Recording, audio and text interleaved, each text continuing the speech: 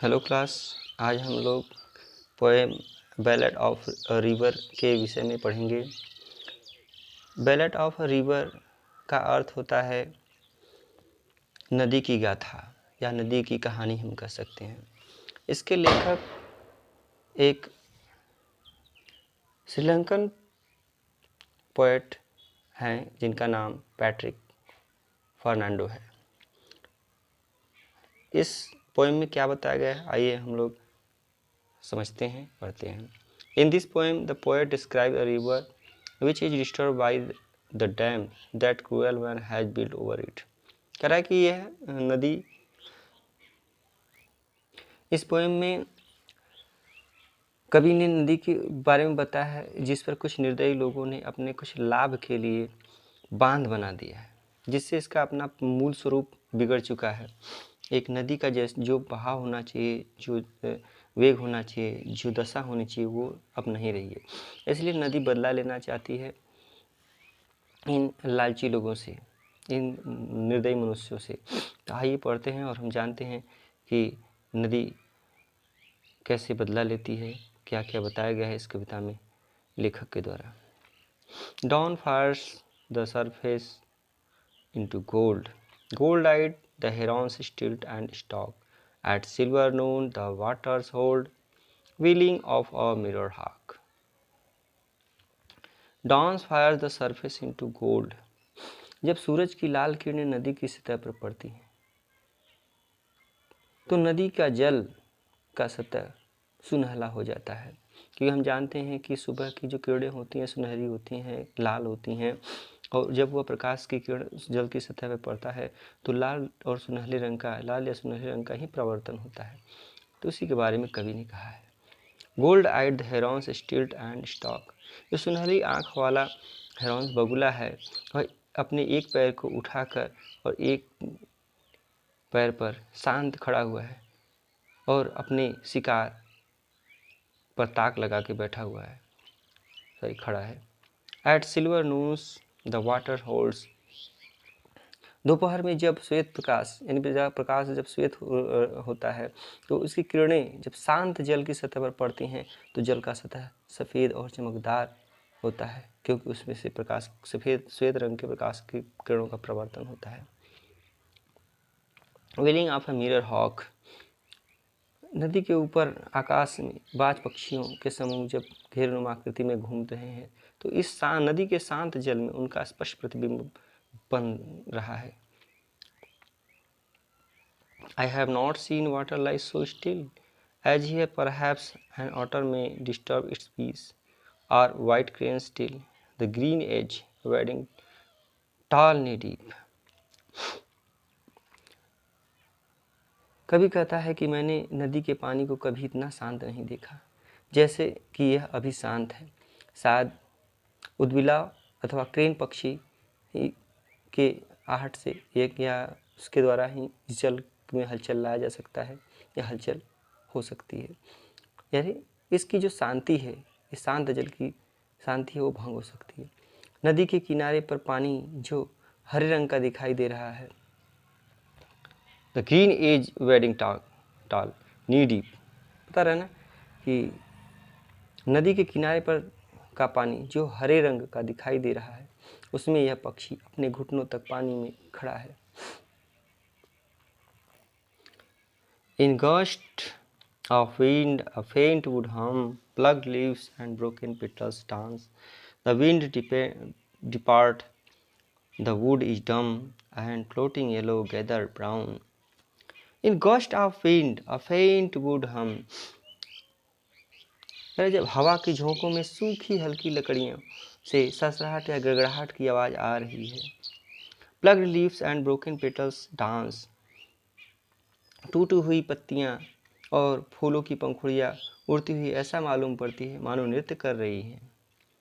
The wind depart the wood is dumb.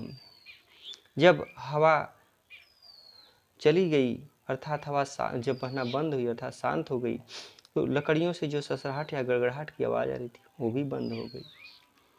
And floating yellow gathered brown.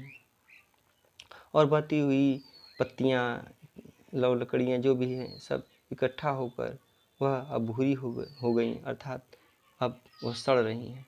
क्यों ऐसा कह रहा है कवि? क्योंकि देखते हैं जब पानी स्थिर होता है तो हवा या आंधी आती है तो जब जितनी पत्तियाँ होती हैं, कचड़े होते हैं, एक जगह इकट्ठा हो जाते हैं और वहीं पर वह सड़ना प्रारंभ कर देते हैं। यह नदी की बुरी स्थिति के बारे में कवि ने वर्णन किया है। To think up to a mile ago this river bounded like a hound. Just 1 मील पहले, अर्थात लगभग 1.5 किलोमीटर पहले, कवि कह रहा है कि लगभग 1.5 किलोमीटर पहले, अर्थात 1 मील पहले, यह नदी इस का बहाव इतना भयानक था जैसे एक बधा हुआ शिकारी कुत्ता झपट पड़ता है, उस तरह से यह नदी झपट्टी मार के आगे बढ़ रही थी, हरहराते हुए, गड़गड़ाते हुए आगे बढ़ रही थी। Conversed and nearly wrecked our boat. पानी के एक झटके से लगभग हमारी जो नाव थी वह नष्ट होने वाली थी, अर्थात डूबने वाली थी। And lie here gentle as a pond. और यहाँ पर ये जो नदी है इतना शांत है जैसे कि एक तालाब हो, बिल्कुल, क्योंकि यह बांध से चारों ओर घिरा हुआ है, बांध बन गया है इस पर, इसलिए यहाँ पानी इकट्ठा हो गया और पानी शांत हो चुका है। A rich practical man, I am told, demanded, "Why this idleness?" He got no answer and compelled the river into harness. कवि लेखक को यह बताया गया कि एक धनी व्यावहारिक व्यक्ति यहाँ आया और उसने यह जानने का प्रयास किया कि इतना आलस्य क्यों, इन प्राकृतिक संसाधन जैसे नदी और इसकी सुंदरता का उपयोग क्यों नहीं किया जाता। कोई जवाब नहीं मिलता है और नदी को बांध बनाकर रोक लिया गया। Like frightened birds, the minutes fled. Like frightened birds, the minutes fled, pursued by roaring steeds and fires. The rivers slept and prophets grew to almost overtake each other. यहाँ पर भयभीत पक्षी जैसे डर कर भाग जाती है, उसी तरह से समय बहुत तेजी से, माई मिनट्स फ्लेड्स, उसी तरह समय क्या हुआ, बहुत तेजी से बीत गया। और गर्जनशील ध्वनि के साथ स्टील और आग के से बांध के निर्माण का कार्य तेजी से हुआ। इस प्रकार उस व्यक्ति द्वारा नदी को गुलाम बनाकर उससे लाभ कमाया जा रहा है, जितना कि इस नदी से कमाने की उसकी इच्छा थी। अर्थात जो कवि कहता है कि जो समय है जैसे पक्षी डर कर भाग जाती है तुरंत बिना समय गए, ऐसे ही समय बहुत तेज़ी से बीतता है। Pursued by roaring steel and fire. यहाँ बताया कि जैसे कि बड़े बड़े डैम्स बनाए जाते हैं तो वहाँ पे कंक्रीट वगैरह का और जो स्टील्स के सरिया जो होते हैं और आग वेल्डिंग वगैरह किया जाता है तो बहुत ज़्यादा आवाज़ होती है रोरिंग की, स्टील की और आग की, फायर की। तो वही सब यहाँ पे वर्णन करते हुए कह रहा है कि बहुत जल्दी से ही बांध का निर्माण इस नदी पर कर लिया जाता है। द रिवर स्लेव्ड एंड प्रॉफिट ग्रू। और इस नदी को दास बना लिया जाता है, यानी इस पर नियंत्रण कर लिया जाता है। एंड प्रॉफिट ग्रू, और ढेर सारा लाभ कमाया जाता है। ऑलमोस्ट ओवरटेक डिजायर, जितना कि उस व्यक्ति ने इच्छा की थी कि हमें इस नदी पर बांध बनाने से ऐसे लाभ हो सकता है, इतना अधिक लाभ हो सकता है।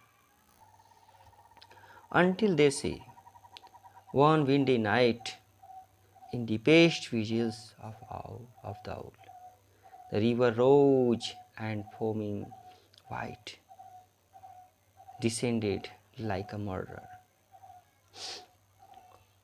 कुछ दिनों पश्चात एक तूफानी रात, तूफानी रात मतलब आधी रात में जब उल्लू अपनी आवाज़ें निकाल रहा था, अर्थात घनघोर अंधेरी रात में उल्लू की भी आवाज़ आ रही थी। नदी में उफान आया, नदी में एक भयानक उफान आया और विशाल पानी के साथ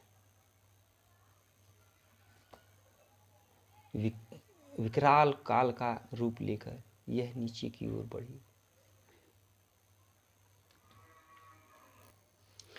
Until they से वन विंडी नाइट, ये उस अंधेरी और भयानक रात के बारे में कवि वर्णन कर रहा है कि जब नदी अपना बदला लेने के लिए तैयार थी। कह रहा है कि deepest whistles of the house, और इस अंधेरी रात में उल्लू भी अपनी आवाज़ निकाल रहा था। रिवर रोज, जो नदी में बड़ा तूफान आया। Foaming whites descending like a murder, अब ये उफान के साथ एक हत्यारे की तरह, एक मर्डर की तरह विकराल का महाकाल का रूप लेकर बांध को तोड़ती हुई आगे बढ़ी, नीचे की तरफ आई। At the dawn water shone restored, the wreckage stood like blasted rocks, round which the burnished mirror showed artistry of a wild brown hawk। अब ये कभी उस भयानक तूफान भरी रात के बारे के में बताने के बाद अब सुबह की बात बता रहा है, जब यह नदी टूटकर अपने बांध को तोड़कर आगे बढ़ी और सब कुछ तबाह कर दी। तो सुबह का नज़ारा क्या है, कैसा है, वो बताता है। अगली सुबह भोर में पानी की सतह पुनः प्रकाश की सुनहरी किरणों से चमका। सारा मलबा, घर, चट्टानों, पेड़ों इत्यादि का जो भी मलबा था, जो अपने साथ बहाई थी, इधर उधर पड़ा था। Round which burnished mirror showed artistry of wild hawk. पानी में पड़ा यह मलबा ऐसा लग रहा था, ये जो है the raked stood like blast rocks, इसके बारे में और बताया गया है कि ये पानी में पड़ा यह मलबा ऐसा लग रहा था मानो कि पॉलिश किए हुए दर्पण में प्रतिबिंब। यह सब उस जंगली अर्थात शक्तिशाली बाज की बाजियाँ हो, अर्थात उसके द्वारा किया गया विनाश, ऐसा मालूम पड़ रहा हो। लास्ट स्टेंजा में यह पोएट बताने का प्रयास कर रहा है कि जब सुबह हुई तो भी जो बहाव के बाद जल शांत हो चुका है, जब सब कुछ बाढ़ आ गई थी, सब बह गया था, तो पानी पुनः शांत हो गया और चमक रहा था, और उसमें जो मलबे वगैरह बहे थे, वो जो चट्टान और राख वगैरह सब वह इधर उधर पड़े हुए थे, और कहीं कहीं पे पानी था, कहीं कहीं पे ये दिख रहे थे, जैसा कि चित्र में आप देख सकते हैं दिखाया गया है। Around which burnished mirror, so इस प्रकार दिखाई दे रहा है जैसे round which the burnished mirror showed artistry of wild hawk, अब ब्राउन हॉक। जैसे पहले देखा गया कि साफ पानी में क्या दिखाई दे रहा था, चील का प्रतिबिंब दिखाई दे रहा है, लेकिन यहाँ पे क्या दिखाई दे रहा है, जैसे बिल्कुल एक सुंदर सा बर्निश दर्पण हो, उसमें यह सब जो मलबे हैं इनके प्रतिबिंब, यानी ये जो चील हैं उनके द्वारा जो उत्पात मचाया गया है brown hawk, wild brown hawk, उसके प्रतिबिंब दिखाई दे रहे हैं।